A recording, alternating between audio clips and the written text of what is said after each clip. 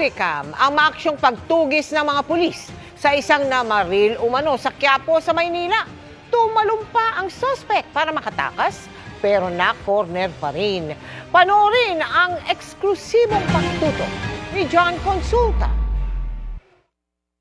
Palinga-linga pa nung una ang nakahud na ito habang naglalakad sa Barangay 384 sa Quiapo, Maynila. Maya-maya, bigla itong tumakbo at lumiko. Ang di niya alam, parating na pala sa kanyang likuran ang ilang pulis na nakarinig ng putok ng baril. Napatalon ang nakahud para sa natakasan ng mga pulis pero tinutukan ng automatic rifle kaya sumuko rin. Ayon sa Manila Police, may binaril ang suspect ilang minuto bago ang habulan. Nakaupo itong biktima.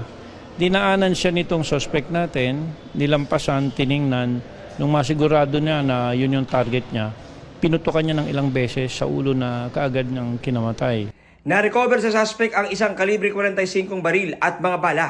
Nagkataon na nandun yung mga pulis natin, yung TMRU, yung motorcycle cops natin.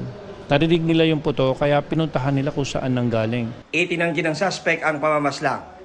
Wala po akong pinatay. Natakot na rin ako sir kasi may narinig na putok sir. Ito kasing baril na na-recover natin sa kanya, immediately ipapasuri natin ito sa crime lab for ballistic examination. Baka mamaya nagamit na rin sa ibang krimen ito. Malalaman ka agad dito pagka lumabas yung resulta. Nahanap sa reklamong murder ang suspect habang patuloy na inaalam ang motibo sa pamamaril. Para sa GMA Integrated News, John Consulta, nakatutok 24 oras.